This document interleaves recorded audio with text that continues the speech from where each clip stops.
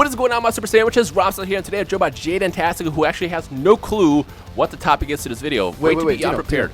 Yes? Did you know they announced a new Dragon Ball game? They did? Yeah, it's called Dragon Ball Fusions. I honestly had no clue you were going to say Fusions. I thought you were going to say Xenoverse 2, which would have been funny. Speaking of Xenoverse 2, that is today's topic.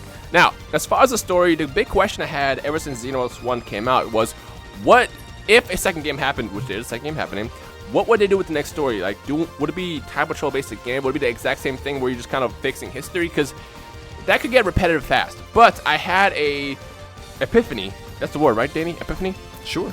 I had the epiphany as I was watching a trailer, which, by the way, if you want to see the trailer for yourself, I will link it in the description below. Go watch that 10 times because it's awesome. But I had a idea that could be possible for the next game, and if you guys like this idea, let me know your thoughts in the comment section below. Also, if you have your own ideas for what could be a beautiful story, what could be awesome, what's something different you would want in this game, feel free to suggest your ideas below. But this is what struck me the most in the trailer. There's a quote that says, "Outcomes you wished were different." And essentially, this was flashed right before we saw Trunks, spoiler alert, see dead Gohan, which at this point is not really a spoiler because everyone should already know this. But the fact that they pointed that out made me think, what if in this game, instead of going back and fixing time, it's more about the repercussions that happen, like the ripple effect of time changes. So in this situation, for example, let's say time changes where instead of, Toa Mira going back and making Gohan more powerful so he can basically drain energy against Cell, whatever they were doing, if instead they do different things, like let's say keep Gohan alive. So now the situation is Trunks goes back into the past with future Gohan. Or another example is, what if they make it so Vegeta kills Frieza on Planet Namek? Well, what happens next? Technically, Vegeta never joins the good guys. He becomes evil himself. And now he essentially becomes the next villain in the arc. And kind of like the repercussions, you have to deal with certain actions. So like you change the timeline, and because you changed it, there's a lot of issues and butterfly effects and ripples that cause a huge issue in the Dragon Ball timeline. What if that's actually the story? What do you think about that, Danny? I think that would be really cool, and I'm not unprepared, haha, laugh in your face, because in my video that I did the other day, I actually talked about how that would be cool. The only thing that I think might be kind of difficult is it's going to have to be a little bit limited in the choices that we make, right? Because time travel is obviously a very complicated thing to think about, especially with what type of time travel you're using and the science behind it, and whether if you go back in time, does it actually change the future, or does it wipe out the future, or does it create a new timeline, yada, yada, yada, yada, blah, blah, blah. But as far as that concept goes, I think being able to make a decision in the timeline, and that kind of presents maybe a different ending to the game or a different pathway that you can play through the game, I think that would be really cool. That would be really cool. In terms of games, one thing I was never a big fan of, well, not just with Xenoverse, but any game that does this, is would they incentivize you to play the game again, but in a different way. What I mean by that is, for example, playing, let's say Fallout. In Fallout, you have options to choose different factions. While I love playing Fallout, I don't want to go back and replay a different faction because I don't really care. In Xenoverse, I never really had an incentive to play the game again in the story mode with a different race, because at the end of the day, it was basically the same ending. Now, if they do this with Xenoverse 2, where based on the actions you make, it creates like a kind of like a what's it called? Not a skill tree, but what's another word for skill tree? Like a branch. It branches different paths, and then based on everything you do, it has a different ending or different actions. That would be absolutely incredible, and I would love to see that in the next game. Because number one, it adds different ways to play. It's not just about playing with different races and stuff. Everything you do is gonna be different. What if I'm evil this time? What if I'm good this time? Actually, a karma system is even good. What if certain actions you do causes certain characters to switch? So let's say instead of Raditz becoming evil, he becomes good, and then what kind of repercussions does that have? Well, now Vegeta and Nappa show up, and now you have to fight, against Vegeta and Nappa with Raditz in your team, and then Raditz dies, Goku goes Super Saiyan, I don't know. There's so many different ways you can basically take the timeline, alter it, cause these ripple effects, and make a brand new, amazing experience that's not as dull. Because, to be fair, if I can be honest for a second, and actually I want to know your thoughts on this too in a couple minutes, or I guess in a couple seconds, but one thing I did not like about Xenoverse's story is it felt kind of, what's the word? What's a good word to describe it? I don't want to say dull, but not as cool as it should have been, if that makes sense.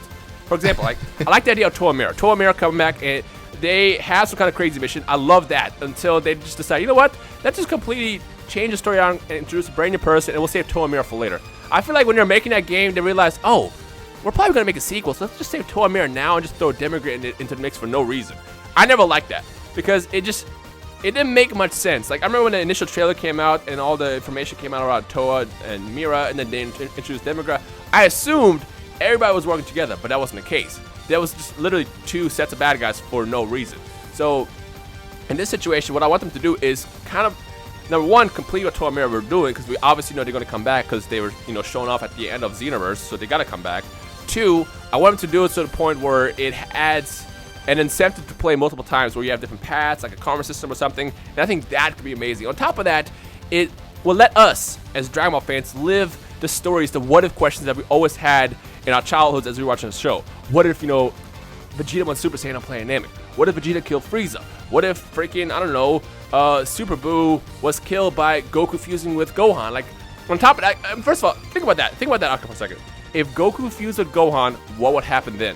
They're stuck forever, and well, obviously not now where you can separate them by the dragon, but they'll be stuck together as one single body. So it's like you have all these awesome and goofy ways to do the story if you alter the timeline. So what do you think about that? So you just talked about a bunch of stuff. I think. Well, the first one is how did you feel about the Xenoverse story in the first place? So I disagree with you slightly, but not to.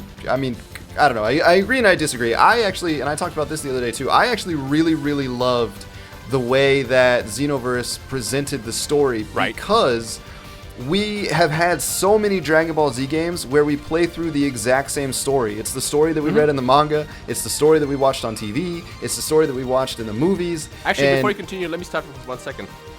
When Xenoverse came out, there was a group of fans that did not like that, actually. A lot of people just wanted the original story all over again. So I guess the question I have to those who are watching this video, what do you guys prefer better? A Xenoverse style story that's kind of different than original, or just the same stuff over and over again? Just a little bonus question I want to toss out there, but keep going. Yeah, so, and basically the way that I answered that question was, I love the original storyline. I love playing through the original storyline. It's a ton of fun. But we've done that, and so it's really, really cool to do other stuff. And I think the reason that I thought that Xenoverse was so cool is because now that we have our own character, basically, that we created, we are actually interacting with the story. Like, what we do affects the outcome. And even though Xenoverse only had one outcome, it was based on our actions in the game that presented that outcome. And so it was like you were finally in the Dragon Ball Z story. You are taking place in the story.